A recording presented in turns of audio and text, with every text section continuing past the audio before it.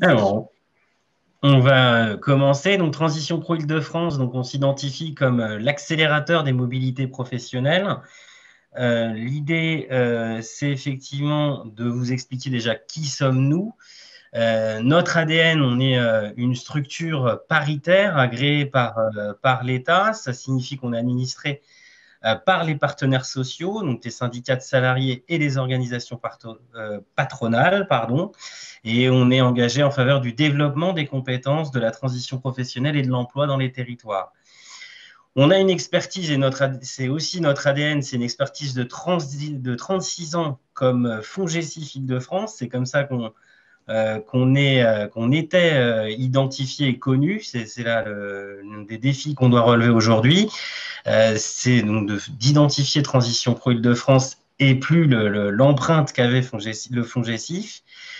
Nos missions, c'était déjà le financement de projets professionnels à travers la VAE, le bilan de compétences, l'accompagnement via le CEP à l'époque, et puis historiquement, bien sûr, c'était le financement du congé individuel de formation. Nos trois grandes missions aujourd'hui, c'est des missions relatives aux projets de transition professionnelle et de reconversion. En termes de dispositif, c'est donc le PTP, le projet de transition professionnelle, le dispositif démissionnaire, la valorisation des acquis de l'expérience, la VAE, ainsi que le contrôle qualité des organismes de formation. La deuxième grande mission, c'est des missions d'information, d'observation et de partenariat. Donc, c'est suivre et animer le réseau des CEP, c'est analyser les besoins en emploi et en compétences, et c'est développer des partenariats. Vous l'avez compris, c'est d'ailleurs les fonctions qu'on occupe, Laetitia et moi, en termes d'animation du réseau CEP ou d'analyse des besoins en emploi et en compétences, et en matière de partenariat également. La troisième grande mission, c'est une mission de déploiement des certifications paritaires et interprofessionnelles. Donc, c'est organiser les jurys CLEA pour délivrer ces certificats, et c'est promouvoir cette certification CLEA auprès des différents acteurs. Les constats, donc ce qu'on constate aujourd'hui, c'est notamment plus que jamais au vu de la crise sanitaire actuelle, que les salariés sont de plus en plus nombreux à changer de métier, que les questions de compétences, d'employabilité, de capacité de formation tout au long de la vie deviennent cruciales sur le marché du travail. Le temps est donc aujourd'hui une variable essentielle, s'adapter rapidement pour rester compétitif sur le marché de l'emploi.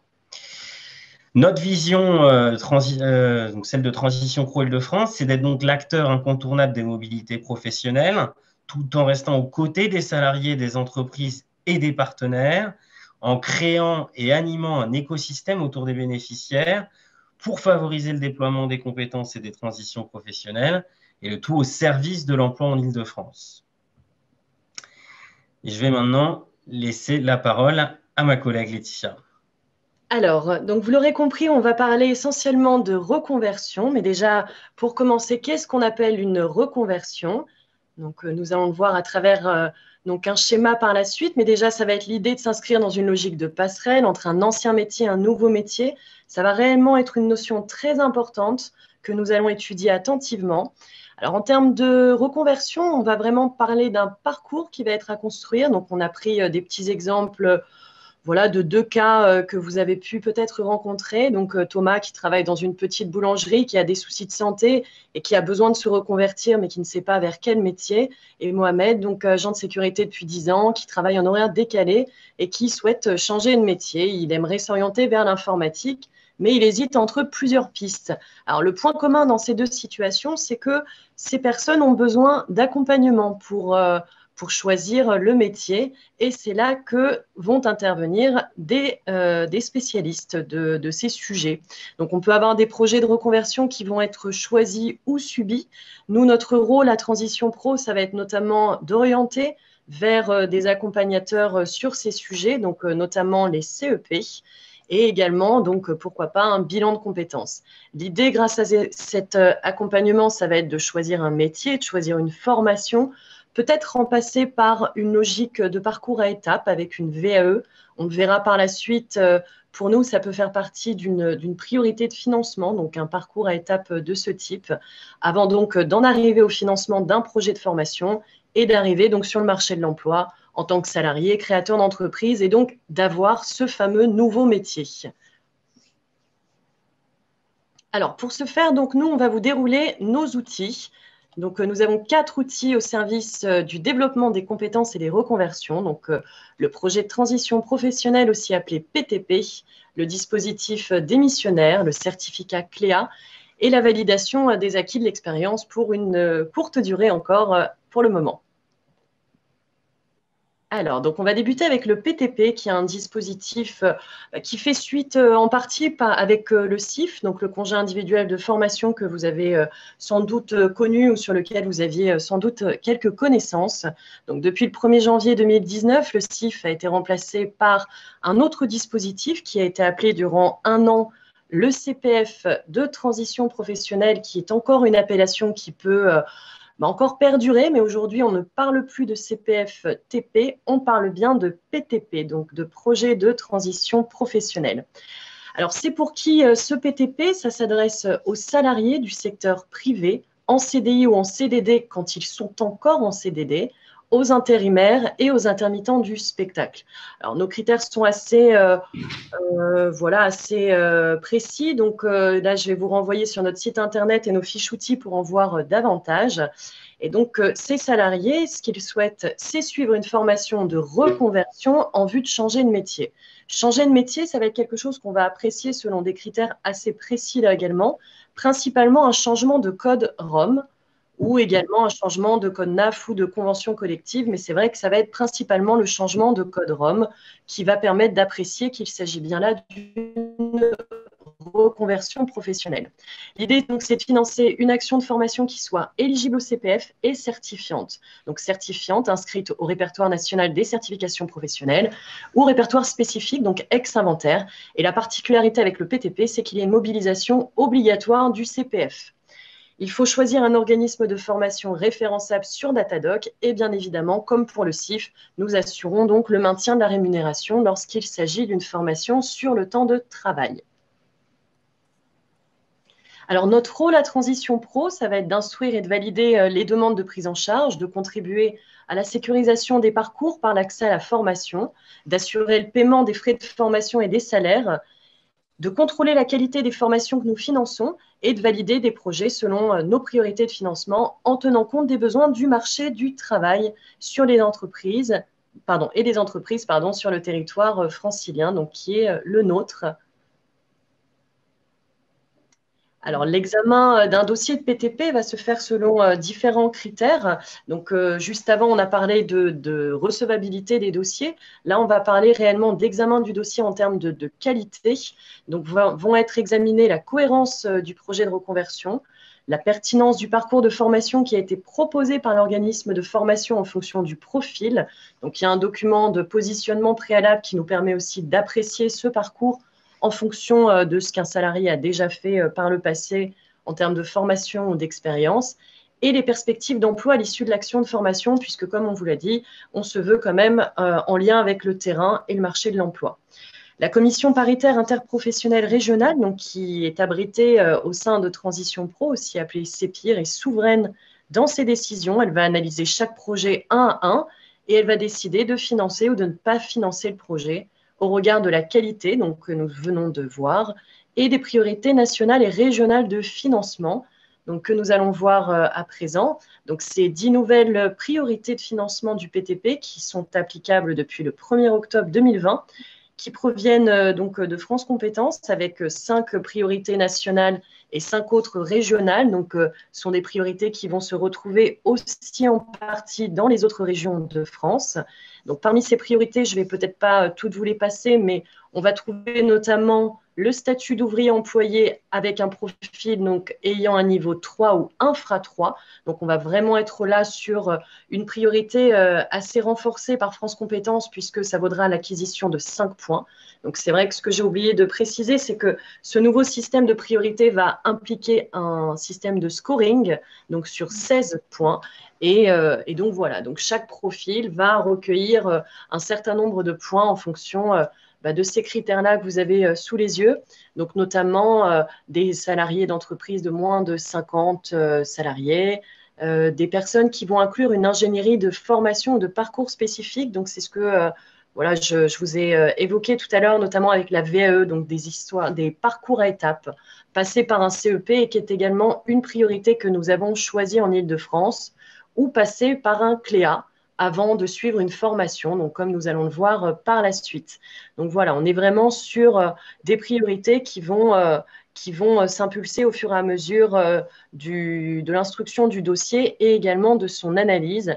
Et nous avons également ajouté les métiers à perspective d'emploi ou métiers émergents, donc les personnes qui se dirigent vers des emplois qui recrutent, les salariés également des secteurs dont le taux d'emploi diminue, et effectivement les salariés en contrat court ou en contrat à temps partiel. Donc ces priorités, vous pouvez en voir davantage sur notre site internet qui est très bien fait sur le sujet et qui peut donner donc des exemples aussi de situations pour en voir davantage.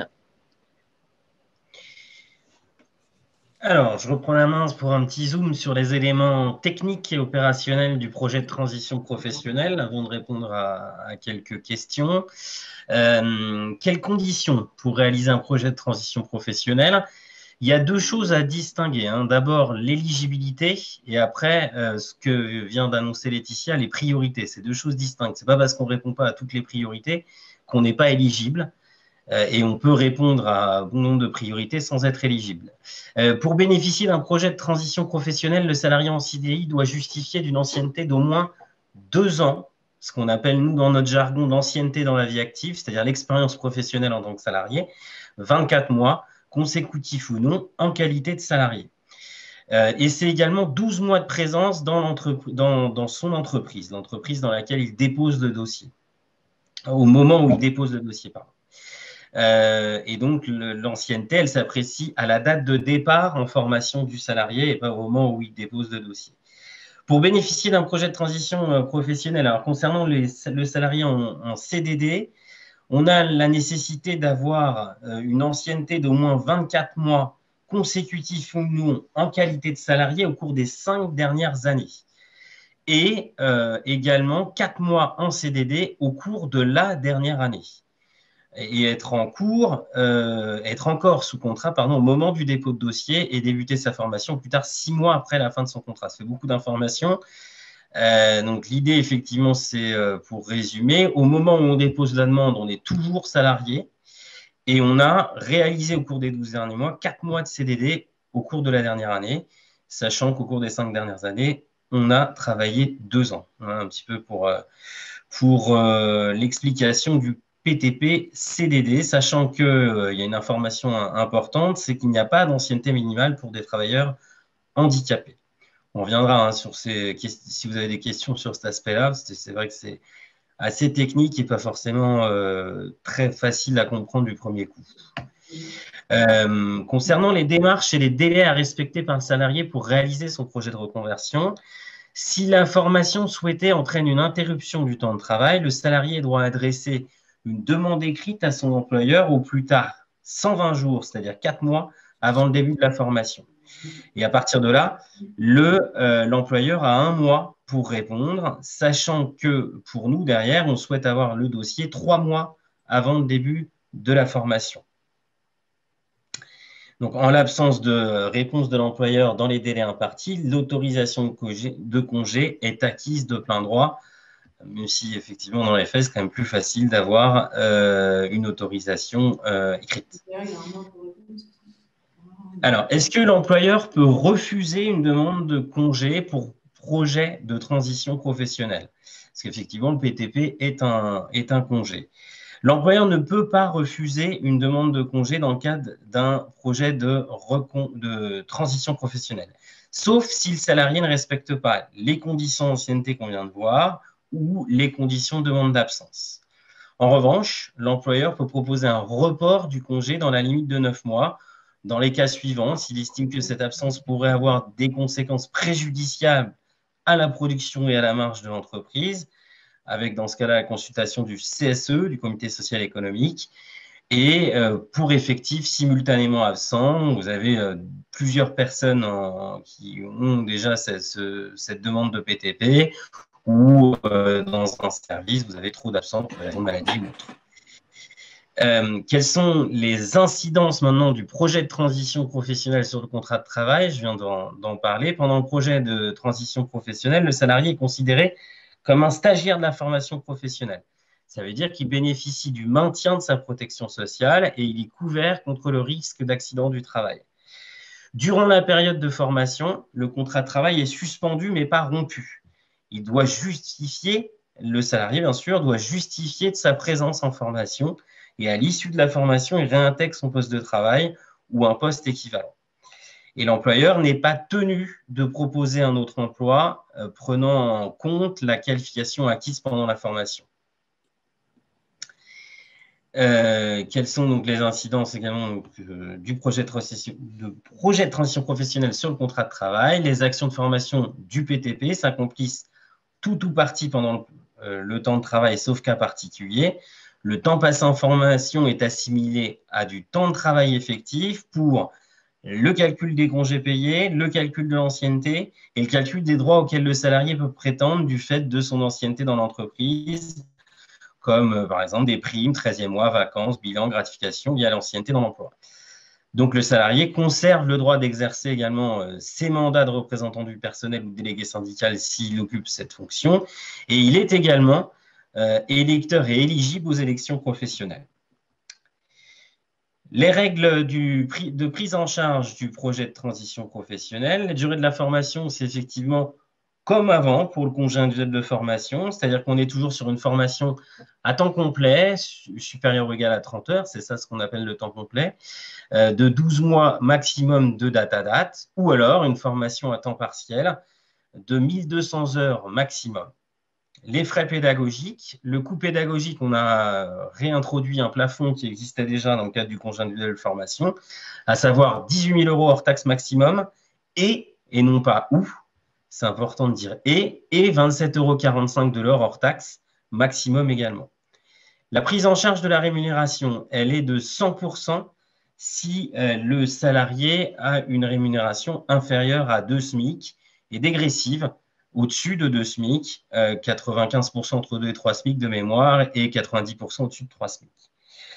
Le maintien de la rémunération pendant la durée du stage. Si le stage est obligatoire et s'effectue en dehors de l'entreprise, 100% de la durée minimale obligatoire prévue dans le référentiel de la certification est assurée en termes de rémunération.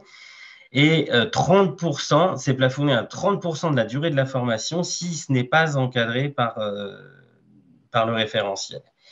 Et si ce stage non obligatoire ne s'effectue dans l'entreprise, dans ce cas-là, on n'assure pas la rémunération, même si je crois que Laetitia, tu m'as précisé qu'en ce moment, dans cette période de Covid, visiblement, on a juste une petite souplesse sur le sujet. Et puis aussi, on applique un forfait concernant les frais annexes à hauteur donc de 0,15 € par heure de formation en Ile-de-France et 1 € au-dessus, 1 € par heure concernant les formations hors IDF.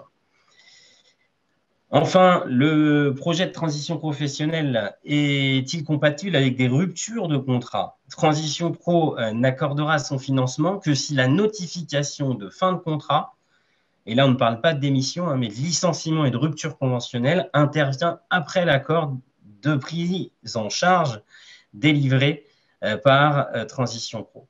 Donc, si on a l'accord de prise en charge de Transition Pro, puis l'envoi de la lettre de licenciement, dans ce cas-là, effectivement, l'accord perdure. En revanche, si l'envoi de la lettre et donc la notification du licenciement intervient avant l'accord de prise en charge, dans ce cas-là, cet accord est caduc. Donc, le projet de transition, à noter également, donc un PTP ne peut se poursuivre lors d'un congé de reclassement.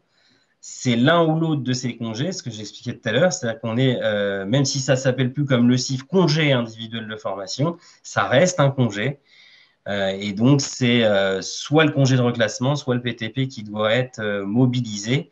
Bon, il y a effectivement une limite à ça si le PTP se déroule hors temps de travail. Voilà, en ce qui concerne le projet de transition professionnelle, je crois que le moment est venu de répondre à certaines questions. Et il y en a déjà beaucoup. Donc, sur le chat, alors je ne pense pas que nous aurons le temps de toutes les voir. Par contre, on va essayer de faire en sorte de vous apporter des réponses au moins par la suite et par écrit. Donc, j'ai pu parcourir certaines questions que je vais dérouler à l'oral brièvement. Françoise, si le temps devient court, n'hésitez Oui. pas à nous interrompre. Non, Euh, mais c'est assez complexe. Moi, je vous propose qu'on se focalise sur ce PTP encore pendant 5, voire 10 minutes, et puis on verra peut-être les autres dispositifs de façon un petit peu, ce sera un peu plus light, je crois. Allez-y, d'accord. prenons. Entendu. Alors, une question qui est, est-ce qu'il est exact qu'un compte CPF à 0 € peut permettre un financement PTP? Et oui, tout à fait, tout à fait, c'est une bonne information.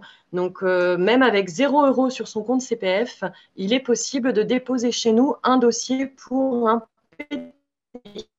Donc, voilà, ça vous laisse aussi imaginer peut-être les parcours à étapes dont je vous ai parlé tout à l'heure, incluant d'autres types de financement comme du CLEA, de la VAE, du bilan, enfin, voilà, etc.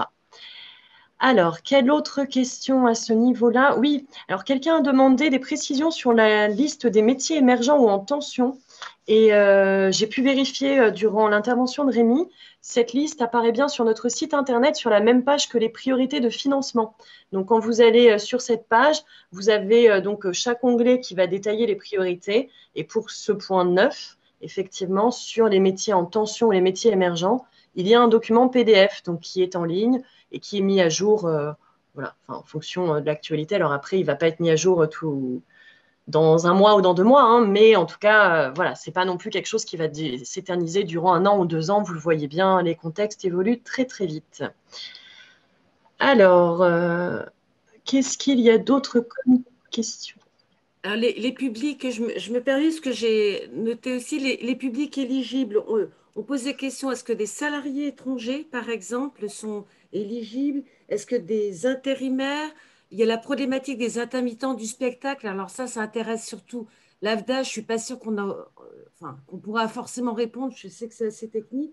Et puis, pour des salariés qui sont en arrêt maladie, est-ce qu'ils peuvent néanmoins avoir accès, enfin, solliciter un PTP? D'accord. Est-ce que tu veux répondre, Rémi ou... Alors, dans l'ordre, la question, donc c'était sur les salariés étrangers. Alors, un salarié étranger exerçant en France, j'imagine, donc ayant le droit de travailler sur notre territoire, oui, c'est un salarié comme les autres. Attention, l'employeur doit être français et Ouais. identifié comme français, c'est-à-dire et comme l'organisme de formation d'ailleurs, ou alors en tout cas être attaché à un organisme de formation français également. C'est une question très ouverte, j'espère que voilà, ça mérite un peu plus de précision, en tout cas c'est ce que je peux apporter. Ensuite, les questions, le CPF existe-t-il toujours? Bien entendu, plus que jamais. Non, sur Attendez, François, Rémi, je vous Cela- interromps. Donc, sur la notion d'éligibilité, on avait pour les intérimaires, comment ça se passe, et pour toutes les formes de congés, que ce soit congé maladie, congé parental, etc., est-ce que les personnes dans cette situation peuvent accéder, déposer un PTP? Alors, concernant les salariés en arrêt de travail, on a ce que j'ai dit tout à l'heure qui s'appliquait en prenant l'exemple du congé de reclassement.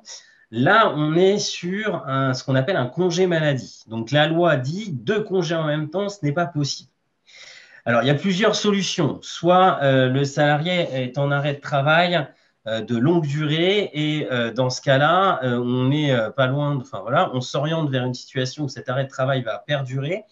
Et dans ce cas-là, il faut rencontrer également une assistante sociale qui orientera vers la cellule de prévention à la désinsertion professionnelle pour obtenir un maintien des indemnités journalières de la sécurité sociale.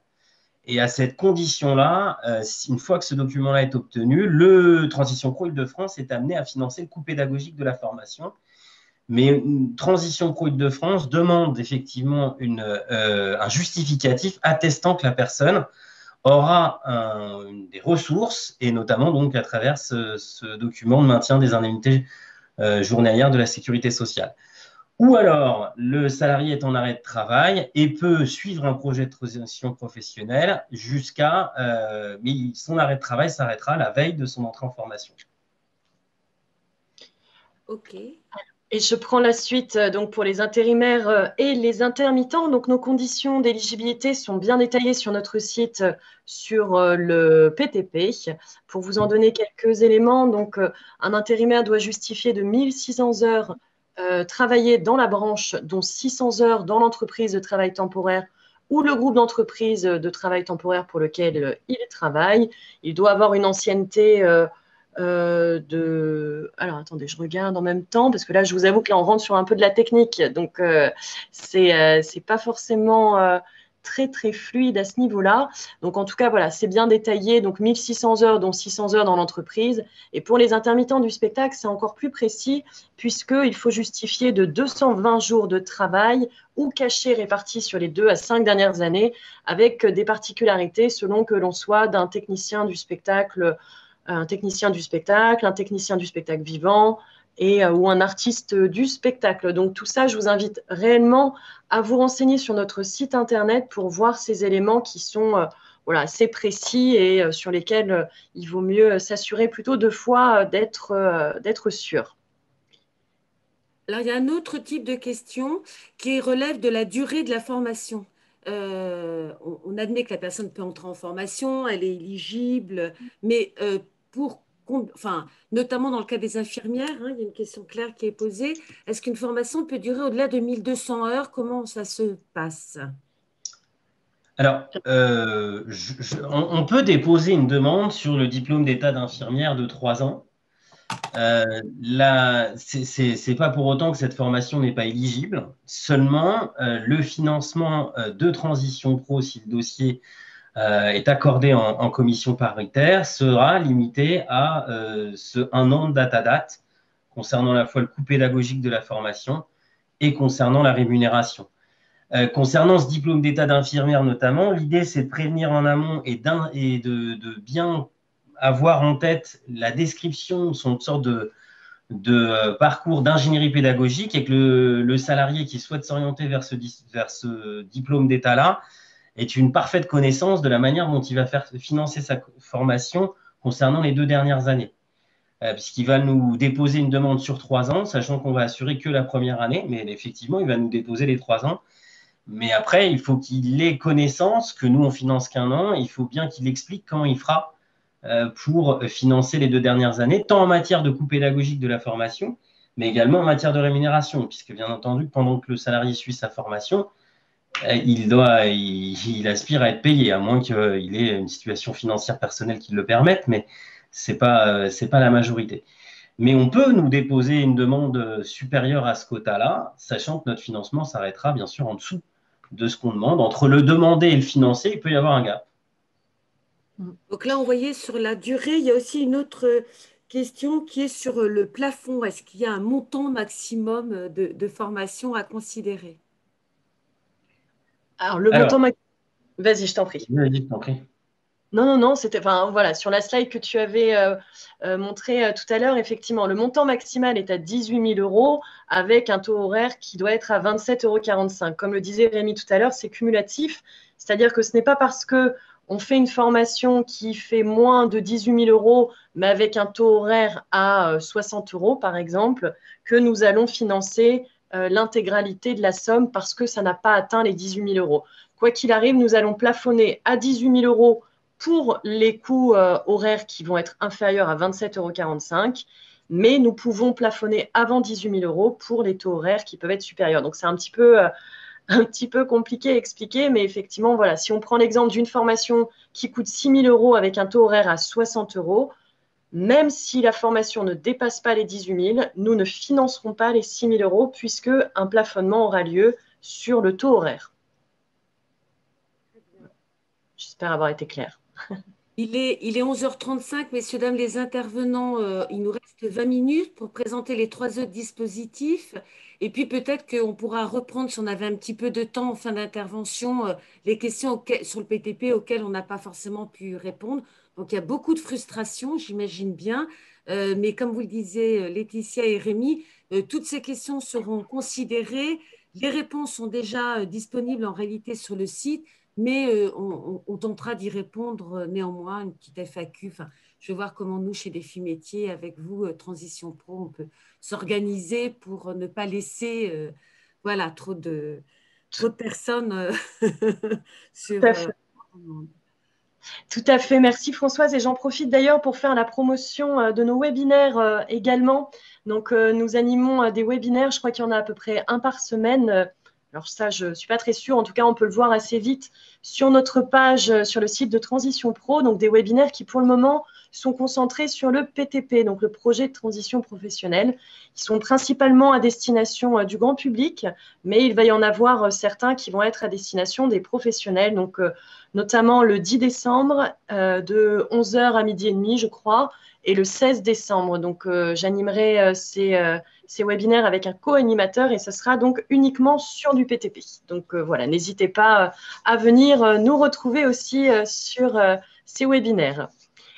Alors, pour continuer donc cette présentation, on va donc passer au dispositif démissionnaire, donc, qui est né un 1er novembre 2019 et qui ouvre donc la possibilité aux salariés du secteur privé, à nouveau, qui sont en CDI, la possibilité de démissionner en espérant donc bénéficier de l'allocation chômage. Donc, ça doit être pour préparer un projet de création d'entreprise ou de reprise d'entreprise ou pour suivre une formation. Donc, c'est ce que nous allons voir. Donc, le dispositif démissionnaire, c'est pour qui? Il s'adresse donc, comme je viens de le dire, aux salariés du secteur privé en CDI qui justifient de 5 ans d'activité continue, soit 1300 jours travaillés, soit 5 jours travaillés par semaine durant 5 ans. Ça peut être à temps partiel, mais par contre, les 5 jours doivent être vraiment 5 jours. Et ça, donc, ce sont des éléments que je vais vous montrer à quel endroit vous allez pouvoir les voir. Et ces personnes, donc ce n'est pas uniquement un projet qui concerne la démission, c'est avant tout un projet qui doit viser une reconversion professionnelle et impliquer donc soit une formation, soit une création reprise d'entreprise. Donc, c'est les deux raisons qui peuvent permettre de déposer un dossier sur le dispositif démissionnaire. Donc, l'idée, c'est de mettre en œuvre un projet et en bénéficier, si les conditions sont remplies, des allocations chômage via le Pôle emploi. Alors, notre rôle à Transition Pro, ça va être d'instruire les demandes du dispositif démissionnaire et analyser et valider s'il y a lieu le caractère réel et sérieux du projet, ce qui donnera lieu donc à une attestation que nous remettrons aux salariés. Donc, il y a 3 acteurs qui interviennent pour ce dispositif, donc 3 acteurs qui interviennent successivement. Il y aura d'abord le CEP qui est une obligation, donc un salarié doit en passer par un conseiller en évolution professionnelle de l'une des structures que sont l'APEC, le Cap Emploi ou Groupement Évolution pour l'opérateur régional des actifs, qui vont donc élaborer le projet démissionnaire avec le salarié. Donc voilà, répondre à pas mal de questions qui vont nous permettre à nous, Transition Pro, d'analyser le projet de formation ou de création reprise d'entreprise et de le présenter en commission paritaire à nouveau, en CEPIR. À ce moment-là, la CEPIR décidera si le projet, s'ils émettent un avis favorable ou non sur le projet, et donc si cela donnera lieu à une attestation du caractère réel et sérieux de son projet. Donc, une fois cette attestation obtenue, le salarié peut donc démissionner et aller voir donc le Pôle emploi pour s'inscrire et remettre ce fameux document. À ce moment-là, le Pôle emploi décidera de l'attribution ou non de l'allocation retour à l'emploi. Donc, 3 acteurs successifs. Alors, en résumé, il y a 4 étapes de construction et de validation pour un salarié. Donc, déjà, l'étape 1 sur laquelle voilà, il faut bien insister, c'est vraiment vérifier que la personne remplisse bien les conditions administratives. Donc, vous l'avez vu à l'instant, c'est assez restrictif. Donc, c'est 1300 jours travaillés, 5 ans, 5 jours. Donc, on est vraiment sur des conditions assez précises. Donc, il y a un site internet démission-reconversion.gouv.fr qui permet pour le salarié de faire le point sur son éligibilité. Alors, attention néanmoins, ce n'est qu'un avis consultatif puisque déjà, ça ne repose que sur les déclarations du salarié. S'il a omis une période de congé sabbatique ou un intercalaire entre deux contrats, forcément, la réponse peut être biaisée. En attendant, c'est déjà un feu orange qui permet au salarié de continuer dans sa démarche. Il peut donc ensuite prendre rendez-vous avec un conseiller en évolution professionnelle et dès sa prise de rendez-vous, il lui est possible de démissionner. Maintenant, c'est quelque chose qu'on ne recommande pas à la personne parce qu'il y a encore pas mal d'étapes avant d'être sûr déjà que son projet est cohérent et également qu'il peut bénéficier des conditions administratives. Donc, même s'il est possible d'un point de vue légal, c'est vrai que voilà, le message à faire passer, c'est quand même d'éviter cela. Ensuite, l'étape 3, c'est faire valider le caractère réel et sérieux de vote du projet par la CEPIR, donc en passant par un dossier à Transition Pro, et s'inscrire donc comme demandeur d'emploi dans les 6 mois qui suivent l'obtention de l'attestation du caractère réel et sérieux. Donc, les essentiels, voilà, on se répète, hein, c'est vraiment alerter les potentiels bénéficiaires qu'il est préférable de ne pas démissionner avant d'obtenir au moins l'attestation du caractère réel et sérieux délivré par Transition Pro et d'être sûr, autant que faire se peut, d'avoir l'ancienneté requise pour bénéficier de l'assurance chômage. C'est vrai que c'est un peu dommage quand une personne a fait toutes les étapes et qu'au final, excusez-moi, au moment de l'inscription à Pôle emploi, il lui manque peut-être 1 mois d'ancienneté pour être éligible. C'est dommage, c'est tout le projet qui tombe à l'eau et la personne, une fois qu'elle a démissionné, ne peut plus revenir en arrière. Donc voilà. Et le volet CEP doit être enseigné le plus précisément possible puisque c'est vraiment là que les analyses vont pouvoir se faire par les conseillers analystes de Transition Pro et par la CEPIR qui auront donc une idée un peu plus précise du projet et de sa mise en œuvre. Alors, et là, on s'arrête sur ce dispositif à nouveau. De nouveau, il y a pas mal de questions, c'est intéressant, notamment sur la relation, me semble-t-il, entre Transition Pro et Pôle emploi. Est-ce que Pôle emploi peut, quand bien même il y a une attestation, une validation par Transition Pro, est-ce qu'il peut remettre en question, en fait, la rémunération de la personne et son accès à la formation, etc. Alors oui, en effet, Pôle emploi, il y a vraiment 3 acteurs qui ont un rôle sur ce dispositif et Pôle emploi est vraiment le valideur final. Donc en théorie, le Pôle emploi interviendra principalement sur ce qui va concerner les critères administratifs et non forcément sur l'analyse du projet sur le fond qui a déjà fait l'objet d'un traitement par Transition Pro et la CEPIR. Mais oui, tout à fait. Pôle emploi peut refuser l'attribution des ARE, de l'allocation chômage. Et justement, autour de de ces aspects euros, on va dire, il y a la prise en charge de la formation. Ça va être qui? C'est Transition Pro ou Pôle emploi? Alors, effectivement, sur cette partie-là, nous ne sommes pas financeurs. Donc, nous ne finançons pas de formation et ça va être à la personne déjà d'identifier les solutions de financement qui vont convenir à son projet. Ça peut passer par le Pôle emploi ou le Conseil régional d'Île-de-France, ou ça peut être un autofinancement, ou bien un financement via ses heures de CPF, en tout cas, ou peut-être une négociation avec l'employeur, mais bon, là, ça me paraît un petit peu plus compliqué dans le cadre d'une démission. Mais c'est vraiment, en tout cas, la personne doit fournir cette explication-là dans son dossier sur comment va-t-il faire pour financer cette formation donc, qui est inclue dans le projet. Je fais juste une petite parenthèse pour ceux qui sont arrivés un petit peu après le début. Le replay sera mis à votre disposition, messieurs, dames, pas de souci. Voilà, on continue sur quelques questions. Rémi, voilà, on a le temps encore de peut-être deux ou trois Alors, questions sur ce oui, dispositif. je voudrais juste répondre à une question importante que je vois sur le chat. Alors, je ne peux pas toutes les lire, hein, bien évidemment, mais il y en a une qui m'interpelle. Le bénéficiaire peut-il créer son statut pour un projet de création d'entreprise ou entamer la création pour une formation avant de rencontrer le CEP? Surtout pas. il ne faut pas que le projet ait débuté avant qu'il ne passe en CEPIR. Donc, ça veut dire qu'une personne qui veut créer une entreprise peut, par exemple, déposer ses statuts, à la limite, avant passage en commission. Mais si l'entreprise est créée ou si la formation est débutée, ce n'est plus recevable pour nous et nous rejetterons le dossier. C'est extrêmement important. Il faut bien respecter l'ordre. Un projet débuté ne peut plus passer en CEPIR. Je reviens sur l'éligibilité, parce que ça va, je pense. Un micro-entrepreneur peut-il démissionner?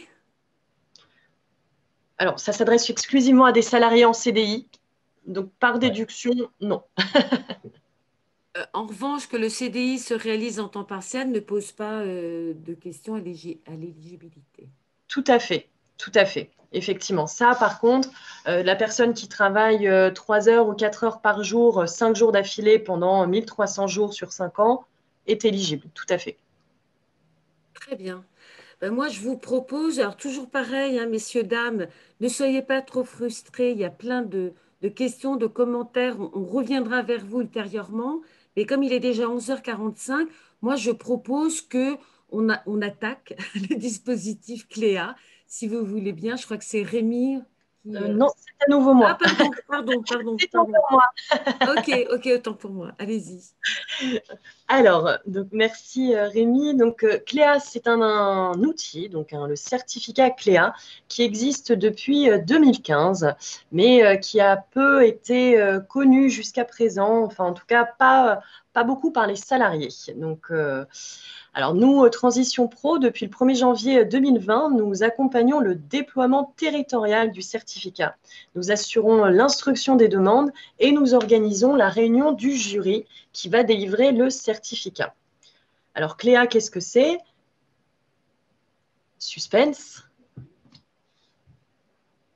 Voilà, merci. Donc, Léa, ce sont les 7 domaines de compétences nécessaires à une personne pour faire face de façon autonome à toutes les situations de sa vie professionnelle.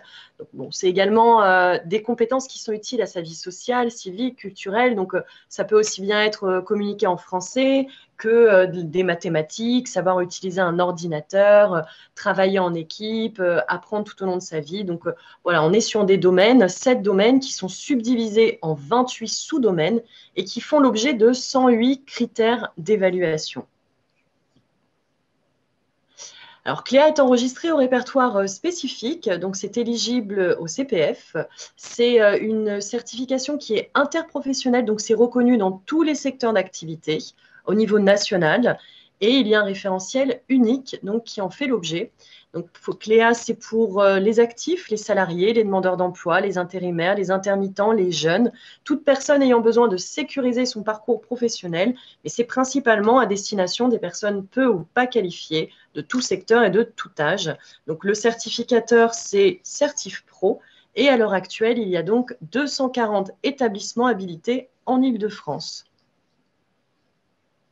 Notre rôle, comme vous l'avez vu sur la première slide, donc c'est d'assurer l'instruction des dossiers de demande de certification Cléa, d'organiser les jurys paritaires qui ont lieu une fois par mois, de délivrer la certification Cléa, et de promouvoir Cléa auprès des entreprises, des organismes de formation, des bénéficiaires.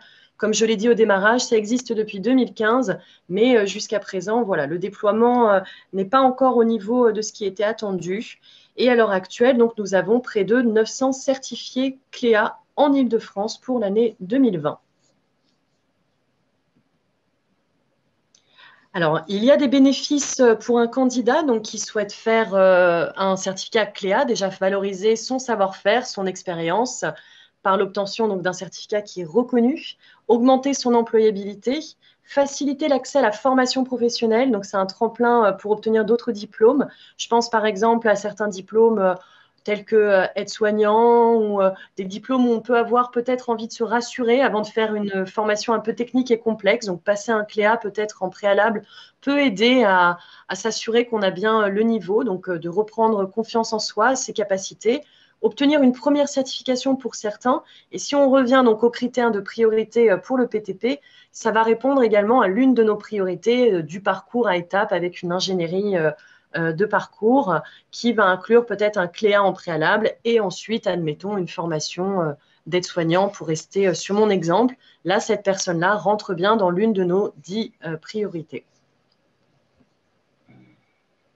Donc, les principaux acteurs de Cléa, ça va être déjà des prescripteurs. Les prescripteurs, ça peut être les opérateurs du CEP, ça peut être donc la mission locale, le pôle emploi, le Cap emploi, ça peut être les employeurs, les initiatives individuelles. Il y a aussi l'organisme évaluateur, donc qui va accompagner le salarié tout au long de son parcours et qui va évaluer et préconiser un parcours de formation s'il y a lieu, et Transition Pro, donc qui va organiser le jury de certification et valider donc la délivrance du certificat Cléa.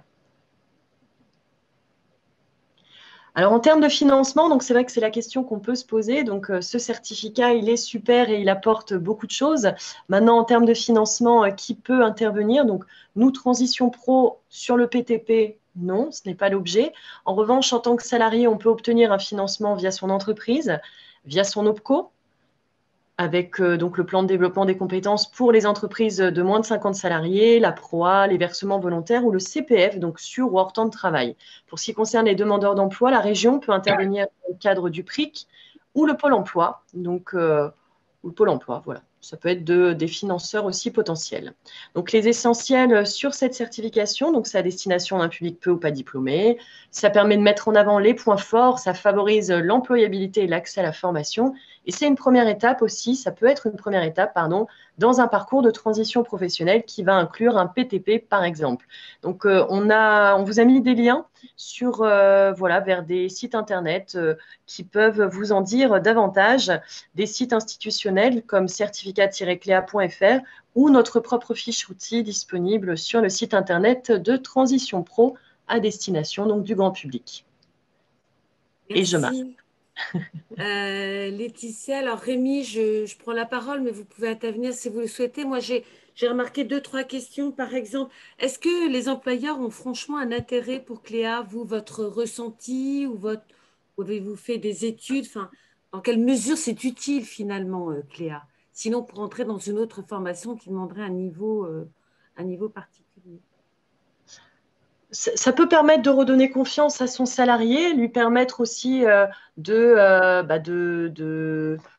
savoir un peu où il en est, de faire le point. Une formation, ça peut être aussi un système de valorisation et de fidélisation de l'employeur auprès de ses équipes, aussi s'assurer peut-être d'une capacité à évoluer. Et si la personne ne peut pas obtenir le CLEA au premier passage, ça peut donner lieu aussi à une formation pour peut-être l'aider à mieux travailler en équipe, renforcer donc certains domaines qui sont plus spécifiques, comme le français, l'apprendre à travailler en équipe, respecter les règles dans une entreprise. Donc, ça peut cibler ces éléments-là. Ensuite, ça peut également répondre à l'une des obligations de l'employeur qui est de former ses salariés au moins une fois tous les 6 ans de mémoire. Tu me corriges, Rémi, si je me trompe. Ouais, c'est ça. C'est ça, mais l'idée, effectivement, hein, ce dispositif manque de communication. Je pense que les entreprises, les employeurs ne le connaissent pas assez. Mais je pense que c'est un outil déjà, ne serait-ce que pour apprendre à apprendre. Hein, c'est pas forcément l'une des difficultés rencontrées. C'est aussi certaines fractures qu'on peut rencontrer en termes de l'appréhension écrite. Et puis c'est aussi au niveau de la fracture numérique.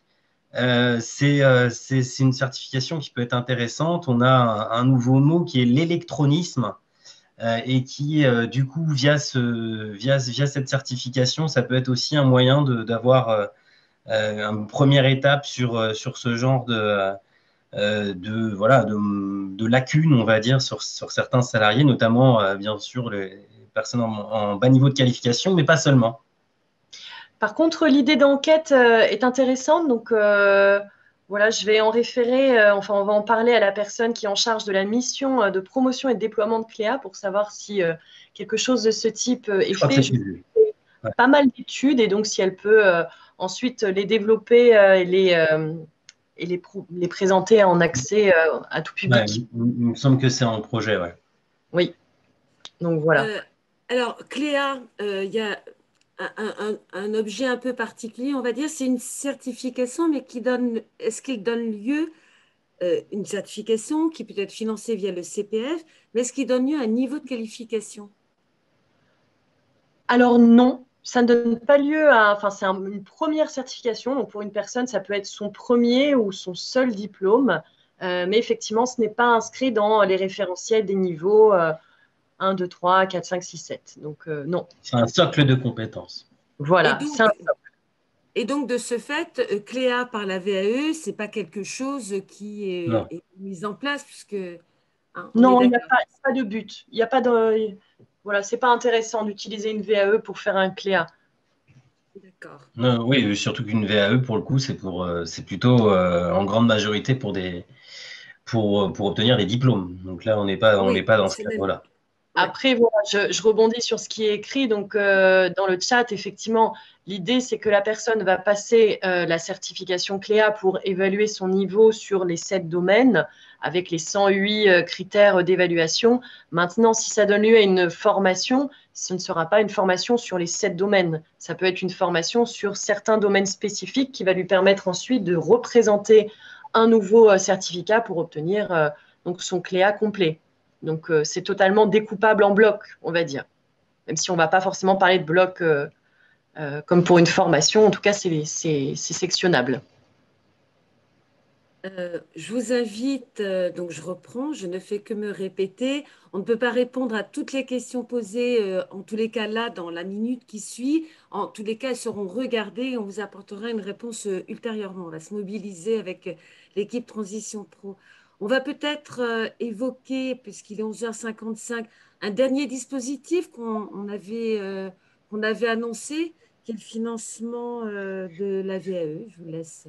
Oui, alors je vais volontairement aller assez vite là-dessus, puisqu'en termes de financement, pour nous, on l'a récupéré, on l'avait déjà dans le cadre du fonds GESIF. Le congé VAE à l'époque existait.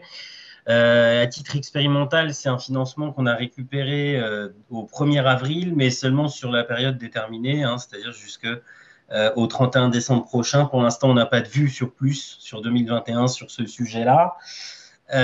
Donc voilà, en termes de financement, bon, ça donne l'occasion en tout cas d'expliquer vraiment le diplôme de la validation d'acquis d'expérience, que ce soit par un financement par nous, mais il y a d'autres biais de financement pour la valorisation des acquis d'expérience, à commencer par les heures CPF. Donc le public éligible au financement, c'est tous les salariés du secteur privé, quel que soit leur contrat, donc CDI, CDD, intermittent, intérimaire. Pour les CDD, intermittents et intérimaires, la demande de financement doit intervenir dans les 12 mois suivant le dernier contrat de travail. Pourquoi? C'est pour obtenir un diplôme correspondant à son expérience professionnelle sans être obligé de suivre une formation.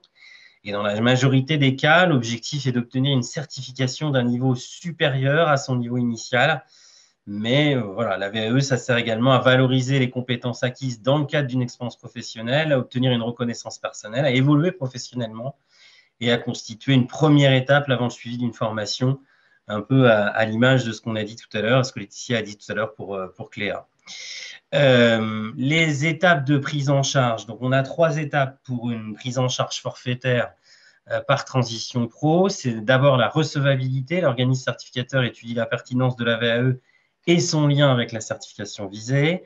L'accompagnement, cette prestation permet d'être accompagné par un organisme dans la rédaction du dossier de validation. Et l'examen, l'organisme certificateur organise une mise en situation professionnelle et ou un entretien avec un jury pour démontrer l'expérience. Notre rôle, donc ce que je disais à l'instant, jusqu'au 31 décembre 2020, c'est d'instruire et de valider les demandes de prise en charge, c'est d'assurer un paiement des frais de la VAE, qui est donc un forfait de 2 000 € pour les 3 étapes dont on vient de parler, et contribuer donc à la sécurisation des parcours par la validation des acquis de l'expérience. Attention, ces 2 000 €, c'est exclusivement hors temps de travail. Contrairement au projet de transition professionnelle, on ne parle pas de prise en charge du salaire pendant cette période. Voilà, donc sachant que voilà, on est sur un dispositif qui, pour nous, est officiel jusqu'au 31 décembre. Après, il conserve d'autres moyens de financement, l'employeur, les heures CPF, par exemple. Merci. Est-ce qu'on a des questions sur la VAE, peut-être rapidement ou... Moi, je ne peux pas m'empêcher en tant que défi métier de poster dans la discussion le lien vers une cartographie des centres conseils en VAE qui permettent à vous, intermédiaire de l'emploi ou aux personnes que vous accompagnez, d'avoir un entretien avec des experts de ce dispositif VAE, voilà, voilà, qui est aussi voilà, qui est un peu une question alternative pour accéder, une voie alternative à la formation pour accéder donc à la certification enregistrée au RNCP en l'occurrence. Merci Françoise. Effectivement, c'est important de le rappeler, tout à fait. Écoutez, on arrive, il est 12 heures dans une minute. Peut-être que vous avez encore deux, trois trucs à nous dire, Rémi et Laetitia. On a 115 participants encore dans la salle. Donc, je vous laisse Oui, en conclusion, hein, juste finaliser. date limite de dépôt pour la VAE, effectivement, oui, 31 décembre. Après, voilà. Donc ça, c'était l'une des questions qui est passée. Le reste, on y répondra ultérieurement.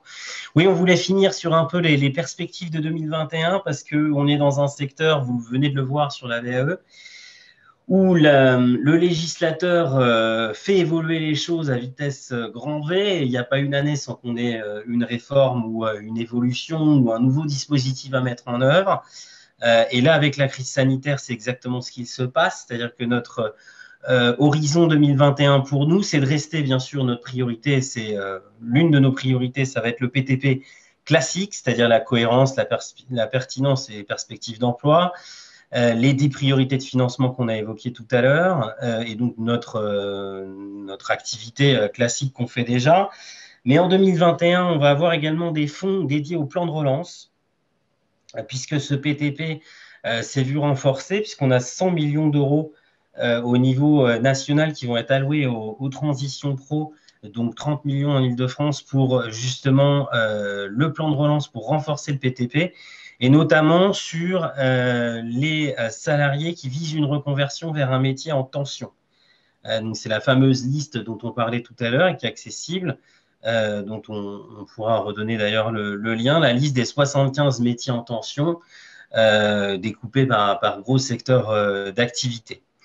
Et puis, l'une des grosses nouveautés également en 2021, toujours dans ce contexte de crise sanitaire et de difficultés notamment de certains secteurs d'activité, on pense à l'hôtellerie-restauration, on pense également à tout ce qui va être autour de l'aérien, tout ce qui va être autour du tourisme, et donc né et en cours de parution dans les décrets. Là, on suit ça de près en ce moment. Il y a une veille assez intense sur le sujet, sur un dispositif qui s'appelle Parcours des transitions collectives, avec donc la provenance des secteurs en crise. On part par exemple à l'aéroportuaire, donc des salariés de grandes entreprises comme Aéroport de Paris, qui aujourd'hui est 85% de salariés en chômage partiel, par exemple, ou Air France, ou des domaines ou l'hôtellerie, et la destination vers des métiers en tension. Donc c'est ce rôle qu'on aura donc de passerelle, ce que m'expliquait déjà tout à l'heure et qu'on redit aujourd'hui, c'est-à-dire qu'on était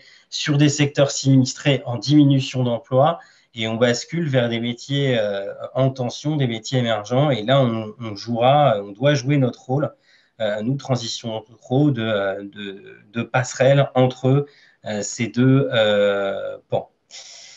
Et puis, l'idée, c'est donc, bon, le financement, on l'aura par l'intermédiaire du FNE Formation, qui était dédié aux OPCO jusqu'ici, et qui va donc être redistribué en partie à hauteur de 500 millions d'euros sur ce parcours des transitions collectives. Pour l'instant, ce qu'on sait sur ce parcours de transition collective, ça va être un engagement sur le financement de la formation dégressif en fonction de la taille de l'entreprise. C'est-à-dire qu'en dessous de 300, on sera à 100%. De mémoire, on est à 70 entre 300 et 1000 et au-dessus de 1000 à 40% du coût pédagogique de la formation d'assuré. Voilà un petit peu ce qu'on peut vous dire sur le sujet pour 2021. En conclusion, l'idée, c'est effectivement que nous, de notre côté, on est bien entendu accessible pour faire le point, donc à la fois sur notre espace conseil aux 01 44 10 58 58. Sur place, en ce moment, c'est exclusivement par rendez-vous si c'est sur place au vu du contexte sanitaire. On a aussi notre chaîne YouTube, on a toujours un chatbot sur notre site internet et puis des réunions, comme l'a dit tout à l'heure Laetitia, à travers des webinaires, notamment sur le projet de transition collective. Non, pas pour l'instant, on verra plus tard, mais le projet de transition professionnelle déjà, ce sera pas mal. Et puis, on a donc un espace ressources, donc consultation de notre fonds documentaire, découverte d'univers professionnels et de métiers avec l'explorateur des métiers. Et voilà donc pour l'instant, mais ça en plus, c'est en cours de déploiement. Et puis, bah voilà, on se présente donc bien sûr notre pôle partenariat au complet avec la responsable, Madame Mona Demarchelier. Moi-même, Rémi Chevet, chargé de mission partenariat analyse des besoins d'emploi. On l'a évoqué tout à l'heure, Madame Françoise Gomez, spécialisée donc, sur tout ce qui est certification Cléa, et Laetitia qui est présente, en charge de l'animation des réseaux CEP, et également sur la partie partenariat. Écoutez, moi je vous remercie. Ça fait une bonne heure qu'on est ensemble. Visiblement, le temps est vite passé. Il y a plein de questions. Donc, je rappelle à tous les participants, vous recevrez le replay très rapidement. Vous recevrez aussi les questions. Alors, un peu moins rapidement, il faut quand même qu'on prenne le temps Il y en a beaucoup. ouais, de se mettre d'accord sur les réponses. Et puis peut-être qu'en regardant le PowerPoint, vous aurez déjà un certain nombre de réponses, me semble-t-il, ou le site. Laetitia, vous auriez un dernier mot à dire avant qu'on se quitte tous? Oui, bah déjà, merci à tous pour votre attention, pour vos questions qui enrichissent aussi toujours bah, notre pratique en la questionnant. Et pour ce que Rémi a évoqué sur les perspectives 2021, je vous invite réellement à nous suivre sur nos réseaux sociaux. Donc, nous sommes présents sur Facebook, sur Twitter, sur LinkedIn et sur Instagram. Donc, n'hésitez pas à nous suivre, à vous abonner donc à nos publications. Et là, dès que nous aurons de l'information, nous la publierons. Et ce sera également bien sûr accessible sur notre site internet Transition Pro Île-de-France, IDF, pardon, transitionproidf.fr. Voilà. Eh bien, merci beaucoup, Rémi. Si on pouvait enlever le partage d'écran pour qu'on puisse, voilà, les yeux dans les yeux, vous saluer tous autant que vous êtes, 115 participants, je le rappelle. Et puis, une prochaine fois, auprès, par exemple, du webinaire PTP pour continuer l'échange avec Laetitia et Rémi. Au revoir. Bonne Merci soirée. à tous.